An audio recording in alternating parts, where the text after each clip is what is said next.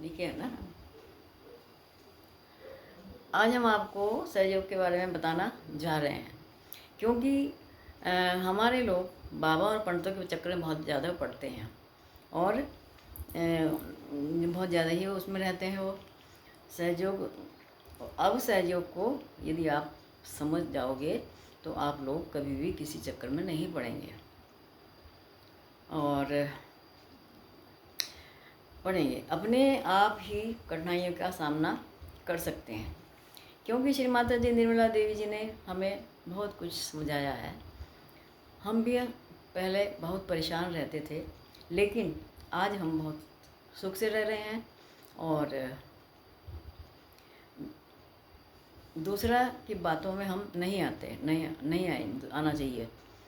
और हमारी माता जी ने ही हमारी कुंडली जागृत की, तो हम सुख से रह रहे हैं, हमारा दवाइयों से छुटकारा मिल गया है। श्री माता जी ने हमारी कुंडली जागृत की, क्योंकि वे ही कर सकती थी और उन्होंने पूरे संसार में ये काम किया। अब हम शुरू करते हैं कि हम किस प्रकार ध्यान करते हैं। सबसे पहले हम माँ से दोनों हाथ खोलकर मांगते हैं, तभी हमें निर्विचारिता मिलती है और निर्विचारिता में ही हमारा फ़ायदा होता है। अब हम शुरू करते हैं। फ़ायदा होता है।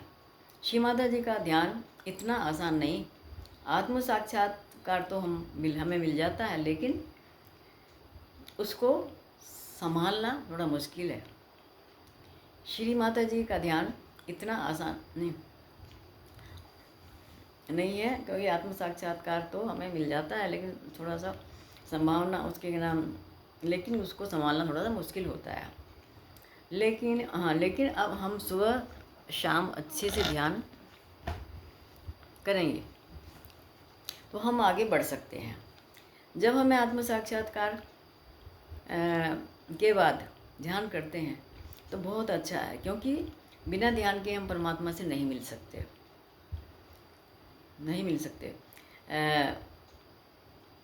यानी परमात्मा से हमारा योग नहीं हो सकता। जब ध्यान में सुबह शाम बैठते हैं तभी हमारी कुंडली जागृत होती है। ध्यान में ही हमारी सारी बाधाएं निकल जाती हैं और हम निर्विचार की अवस्था में आ जाते हैं और कलेक्टिविटी में जाने से ही हमारे सारे चक्र साफ हो जाते हैं।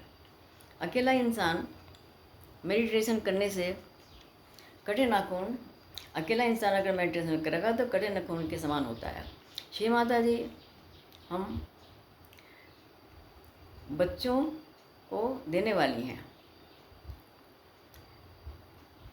यदि हम उनसे बड़ी नम्रता से मांगेंगे तो वे हमको देती हैं। हम निर्विचार हो जाते हैं। जब बिल्कुल निर्विचार हो जाते हैं और तब आकाश देवता से भी हम अपनी परेशानियां ठीक कर सकते हैं। अगर हमें बिल्कुल हम निर्विचार हैं तब सहयोग प्रेम का दर्शन है, सत्य का प्रकाश है, बीमारियां दूर होती हैं। सहयोग प्रेम का दर्शन है, सत्य का प्रकाश है और बीमारियां दूर होती हैं। इन सब का स्रोत श्री माता जी हैं। हमारे अंदर शुद्ध विचार तथा निर्मल भक्ति होनी चाहिए और शुद्ध विचार तथा निर्मल विद्या हमारे अंदर होनी चाहिए, निर्मल विद्या। आप सुख रहें, खुश रहें, ये मैं कामना करती हूँ। जय श्री माता जी।